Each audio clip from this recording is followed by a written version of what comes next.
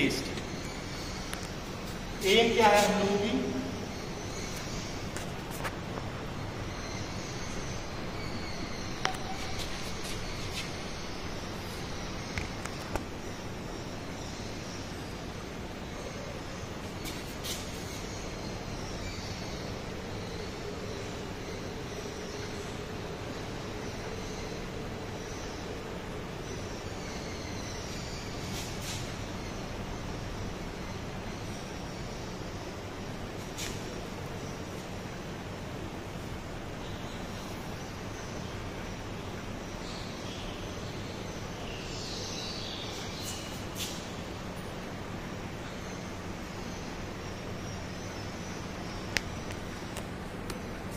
ए में हम लोग की to determine the endurance limit of the given specimen under the fatigue और साइक्लिक लोडिंग। जो फैटिक होते हैं उसको हम लोग साइक्लिक और रिवर्स साइक्लिक लोडिंग भी बोलते हैं। तो जैसे मैं अभी दिखाऊंगा लोडिंग कैसे होगा।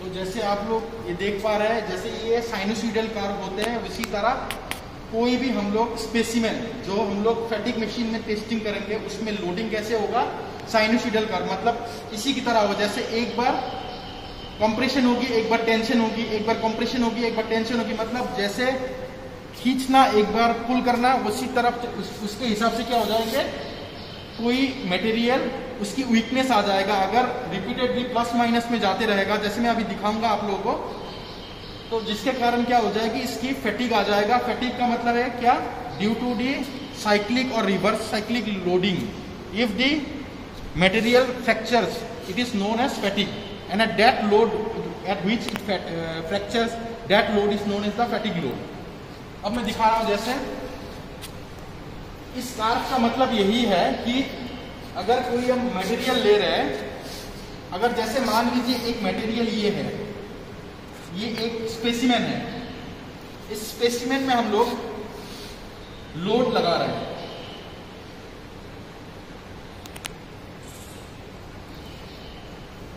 तो ये जो स्पेसिमेन है, अगर लोड हम लोग ऊपर की तरफ से लगा रहे हैं तो स्पेसिमेन बैंड कैसे होगा, ये इस हिसाब से बैंड हो जाएगा। यहां पे क्या हो जाएगी, कंप्रेशन, और यहां पे हो गया आपका टेंशन। सिमिलरली क्या होते हैं फैटिक मशीन में, जो भी स्पेसिमेन है हम लोग स्पेसिमेन लगा के रखते हैं, उसके बाद ये स्पेसिमेन रोटेट होते रहते हैं। रोटेट होने के कारण क्या होगा, अगर एक बार लोडिंग इस डायरेक्शन पे लगा है, जैसे ये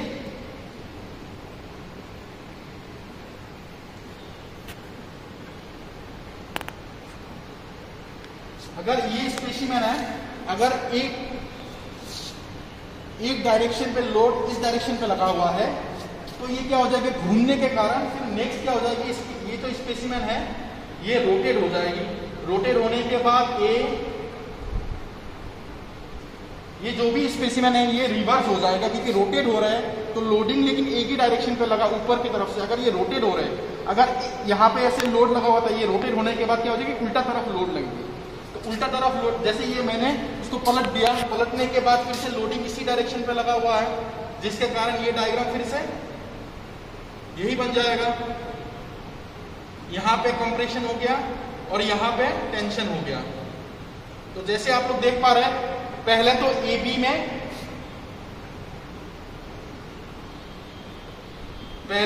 बी में कंप्रेशन हुआ था, लेकिन रोटेट होने के कारण आप देख पा रहे हैं ए बी में टेंशन हो गया। तो because of the cyclic loading, इसी को साइक्लिक लोडिंग बोलते हैं, क्योंकि ये रोटेट हो रहे हैं बार बार, एक बार कंप्रेशन हो रहा है, एक बार टेंशन हो रहा है। तो देख पा रहे हैं एक बार प्लस में आ रहा है, एक बार माइनस में आ रहा है, फिर से एक बार प्लस में आ रहा है, एक बार माइनस में आ रहा है। तो because of the repeated plus and minus type of loading, या तो compression and tension type of loading, इसमें क्या हो जाएगी, कोई एक जो भी मटेरियल है इसमें, ये जो भी मटेरियल है इसमें क्या हो जाएगा,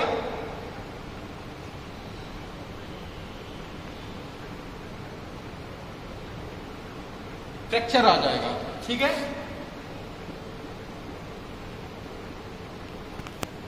और कितने लोड में फ्रैक्चर आ रहा है उसी को हम लोगों को निकालना है। लेकिन लोड निकालने के बाद जैसे एक ग्राफ बनेगी, stress versus number of cycles. ये जो भी नंबर ऑफ साइकिल्स है ये क्या है, क्योंकि जब हम लोग टेस्टिंग करेंगे तो फैटिक टेस्टिंग मशीन में बिकॉज ऑफ कंटिन्यूअस रोटेशन, ये नंबर ऑफ रोटेशन कितने में, ये नंबर ऑफ साइकिल्स है, ये कितने में ये मटेरियल टूटेगा, ये वहां से मेजर करके इस ग्राफ को बनानी है। लेकिन सिर्फ ये जो स्ट्रेस वैल्यूज है, ये एक स्पेसिमेन के लिए सिर्फ एक ही स्ट्रेस होगा एंड नंबर ऑफ साइकिल्स भी एक ही बनेगा। तो कम से कम हम लोगों का 10 स्पेसिमेन टेस्टिंग करना है एट डिफरेंट लोडिंग्स। जैसे मान लीजिए पहले तो हम लोग 4 केजी लोड लगा के स्पेसिमेन को टेस्ट करेंगे, फिर 6 केजी, फिर 8 केजी। तो इस हिसाब से हम लोग बढ़ाते जाएंगे। लोड बढ़ाने के बाद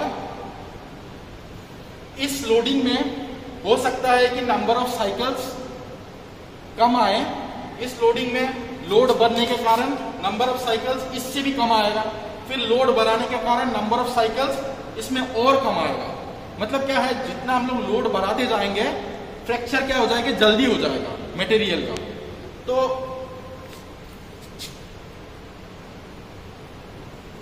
फिर इसके बाद हम लोग की एक ग्राफ बनेगी। जैसे आप लोग देख पा रहे हैं, ये जितने भी है ये लोडिंग है, लोडिंग को हम लोग स्ट्रेस में कन्वर्ट करेंगे।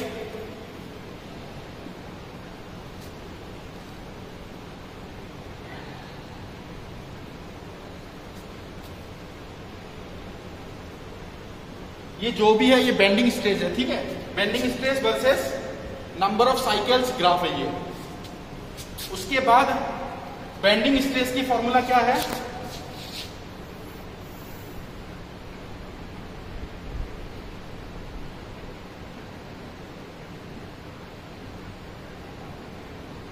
ये है आपका, ये मैंने लास्ट क्लास में भी बताया था, bending stress is equal to m by I into y है। यार bending stress is F, m is moment of inertia, m is the moment, I is the moment of inertia and y is the distance of extreme fiber from the neutral axis। तो जैसे ये circular जो भी specimen हम लोग testing करेंगे, ये एक सर्कुलर स्पेसिमेन है माइल्ड स्टील के, ठीक है। तो सर्कुलर स्पेसिमेन के मोमेंट ऑफ इनर्शिया क्या होते हैं, pi into D to the power of 4/64 होते हैं। ये हो गया मोमेंट ऑफ इनर्शिया। अब मोमेंट क्या है, कैसे निकालना है मैं बताऊंगा आप लोगों को। उसके बाद y क्या होता है, y is the distance of extreme fibre from the neutral axis. जैसे यहाँ पे ये एक स्पेसिमेन है, ये आपका y हो गया, तो y इज इक्वल टू क्या हो गया, d/2, ठीक है। उसके बाद moment is equal to load into distance, जो भी लोडिंग है लोड इनटू डिस्टेंस। अब डिस्टेंस क्या है, देखिए अगर ये स्पेसिमेन हम लोग का ये है और लोड हम लोगों का मशीन में, जो भी मशीन है हम लोग की मशीन में लोड कैसे लगता है मैं दिखा रहा हूं। ये स्पेसिमेन है, स्पेसिमेन के लास्ट में लोडिंग लगते हैं। लास्ट में लोडिंग लगने के कारण ये जो स्पेसिमेन है इसके सेंटर डिस्टेंस, जो भी डिस्टेंस होगा ये हो गया आपका डिस्टेंस। तो मोमेंट एट द सेंटर क्या हो जाएगा, लोड इंटू डिस्टेंस। आपका ये मोमेंट हो गया ना, ये लोड है, ये लोड जो एक्सट्रीम एंड में लगा हुआ है ये हो गया लोडिंग। और डिस्टेंस क्या हो गया, ये लोड से जितना भी डिस्टेंस है सेंटर ऑफ द स्पेसिमेन तक वही हो गया आपका distance. So moment will be equal to load into distance, ये हो गया आपका। लेकिन जो भी लोड है, क्योंकि स्ट्रेस, ये जो बेंडिंग स्ट्रेस है इसकी यूनिट हम लोगों की न्यूटन पर mm स्क्वायर में रहेगा, तो जिसके कारण क्या होगा, ये जितने भी लोड हम लोग केजी में रखेंगे, मतलब करने के टाइम पे केजी में होगा, तो लेकिन इसको बाद में हम लोग न्यूटन में कन्वर्ट करेंगे। तो न्यूटन में कन्वर्ट करने के लिए मल्टीप्लाई बाय 9.81 कर देंगे, इक्वल टू न्यूटन में आ जाएगा। अगर ये केजी में है तो 9.81 के साथ मल्टीप्लाई करने के बाद न्यूटन में आ जाएगा। उसके बाद इसकी डायमीटर निकालनी होगी। यहाँ पे जो जितने भी डी है, D is the diameter of the specimen, और ये डिस्टेंस अलग हो गया, ठीक है। अब डायमीटर कैसे निकालेंगे स्पेसिमेन की, जैसे मैंने लैब में भी बताया हूँ आप लोगों को कि डायमीटर ऑफ द स्पेसिमेन निकालने के लिए, क्योंकि सर्कुलर स्पेसिमेन है, हम लोग वर्नियर कैलिपर से निकालते हैं। जैसे ये आपका हो गया वर्नियर कैलिपर, ठीक है, इससे हम लोग डायमीटर ऑफ द स्पेसिमेन निकालते हैं। जैसे मान लीजिए ये एक फेलर स्पेसिमेन है, ठीक है, इस स्पेसिमेन का अगर डायमीटर निकालनी है तो ये हम लोग ऐसे रख देंगे। उसके बाद ये रख दिया हम लोगों ने, रखने के बाद इस नट को टाइट कर देंगे।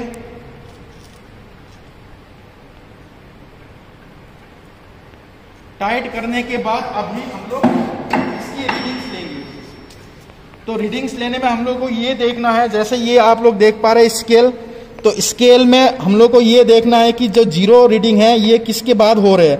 जैसे जीरो रीडिंग हम लोग का क्रॉस हो रहा है 1.1, 1.2, 1.2 के बाद आ रहा है और 3 से पहले आ रहा है। ये हो गया आप लोग का मेल स्केल, ये हो गया आपका वर्नियर स्केल। तो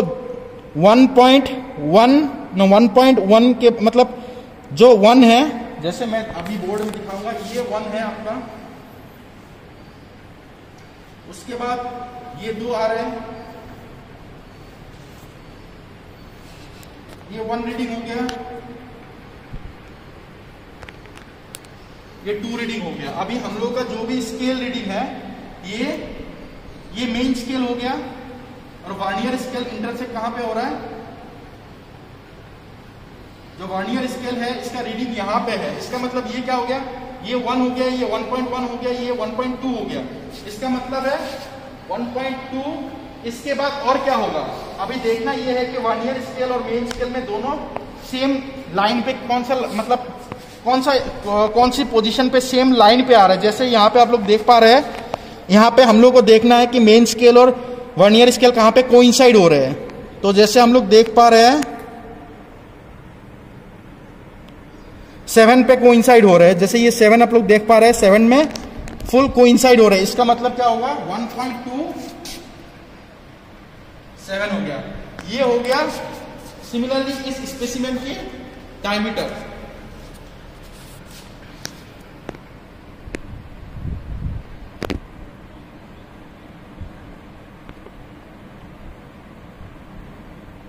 ये हो गया इस स्पेसिमेन का डायमीटर। लेकिन सिमिलरली क्या करना है, हम लोगों को 10 स्पेसिमेन टेस्टिंग करनी है और हर एक स्पेसिमेन की डायमीटर मेजर करनी है। ये हो गया diameter of this specimen. Similarly क्या करना है, हम लोगों को ऐसे ही 10 स्पेसिमेन होगा, 10 स्पेसिमेन की हम लोगों को डायमीटर मेजर करनी है। सिमिलरली वही होगा कि जितने भी स्पेसिमेन होगा सब सर्कुलर होगा, तो सर्कुलर स्पेसिमेन की डायमीटर हम लोग मेजर करेंगे by the help of vernier caliper. उसके बाद मशीन में हम लोग लास्ट में लोड लगाएंगे। लोड अलग अलग टाइप ऑफ लोड बढ़ा के लगाते रहेंगे। एक बार 4 kg में लगाएंगे, उसके बाद 6 kg में लगाएंगे, उसके बाद 8 kg में लगाएंगे। और अगर 4 kg में हम लोगों ने लोडिंग कर दिया, उसके बाद हम लोग मशीन से हम लोग को नंबर ऑफ साइकिल्स देखना है कि number of cycles eight which the fracture होकर, मतलब जो भी ये स्पेसिमेन है ये घूमते घूमते एक समय क्या हो जाएगी, ये अपने आप फ्रैक्चर हो जाएगी, ये टूट जाएंगे। तो जिसमें टूट रहा है, ये टूटने के बाद अपने आप ये क्या हो जाएगी, नंबर ऑफ साइकिल्स ये रुक जाएगा। तो जितने भी नंबर ऑफ साइकिल्स होगा वो हम लोग को यहाँ पे लिखना है। Cycle number of cycle graph में नंबर ऑफ साइकिल्स को लिखना है, और लोड ग्राफ को मल्टीप्लाई इंटू 9.1 करके बेंडिंग स्ट्रेस निकाल के यहाँ पे लिखना है। उसके बाद आप लोग ये देख पा रहे हैं 10 स्पेसिमेन टेस्टिंग करने के बाद एक ये ग्राफ बनेगी। ये ग्राफ बनने के बाद ये जो ग्राफ है इसके जो भी ये पोर्शन है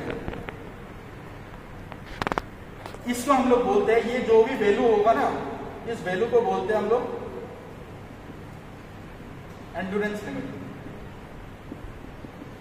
और इसी वैल्यू को हम लोग को निकालना है by the help of fatigue test. ठीक है, अब ये जो भी वैल्यू होगा, जैसे हम लोगों की मैंने लैब मैनुअल में लिख दिया कि इट इज 220 न्यूटन पर mm स्क्वायर, ये हो गया आपका एंड्योरेंस लिमिट। लैब मैनुअल में मैंने टेबल भी दे के रखा हूं, टेबुलर कॉलम भी दे के रखा हूं। इस टेबुलर कॉलम में आप लोग मत बनाओ क्योंकि अभी इतना स्पेसिमेन की टेस्टिंग पॉसिबल नहीं है, क्योंकि स्पेसिमेन को पहले टेस्टिंग करने से पहले इसको माउल्ड करना पड़ता है लेथ मशीन में, तो ये पॉसिबल है नहीं। तो बस मैं प्रोसीजर बता दिया कि कैसे कैसे आपको करना है। तो हर एक स्पेसिमेन को टेस्टिंग करने के बाद, ग्राफ बनने के बाद जो भी स्ट्रेट लाइन में जा रहा है, जो भी वैल्यू होगा वो होगी endurance limit of the given specimen. अभी मैं आप लोगों को मशीन में दिखाऊंगा कि मशीन में टेस्टिंग कैसे होती है।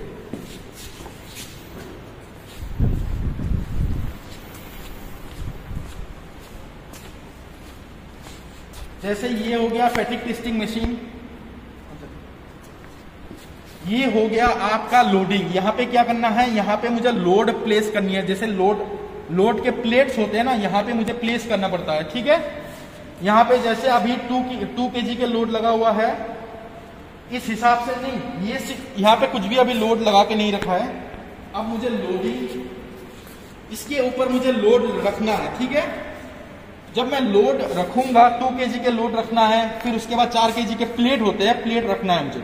प्लेट रखने के बाद अगर मैं अभी प्लेट रखूंगा तो ये जो भी स्पेसिमेन लगा हुआ है यहाँ पे, ये घूमते घूमते एक समय इसकी फ्रैक्चर हो जाएगा, टूट जाएगा, और कितने रोटेशंस में, कितनी नंबर ऑफ साइकिल्स में टूटेगा ये आपको ये दिखाएगा। ठीक है, जैसे मैं अभी मशीन स्टार्ट करूंगा देखना, क्योंकि यहाँ पे अभी मैंने कोई भी लोडिंग नहीं लगाया हूं तो ये टूटेगा नहीं। लेकिन टेस्टिंग करने के टाइम पे ये पहले स्पेसिमेन है, इसकी लेंथ मेजर करनी है, स्पेसिमेन की लेंथ मेजर करनी है, डायमीटर मेजर करनी है by the help of vernier caliper.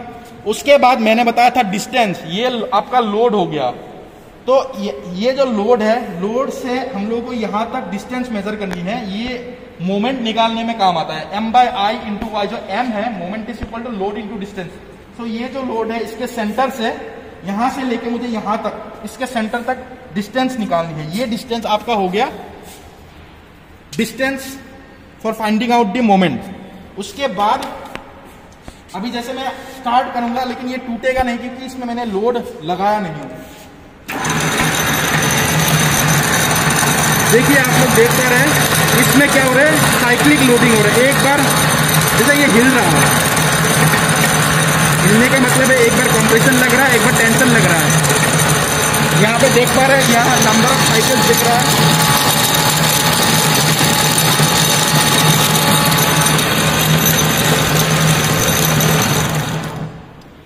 तो ये क्या हो रहा है, एक बार कंप्रेशन लग रहा है, एक बार टेंशन लग रहा है, लेकिन यहाँ पे मैंने लोड नहीं लगाने के कारण टूटा नहीं। लेकिन हम लोग को ये मेजर करना है, जैसे 1794 is the number of cycles.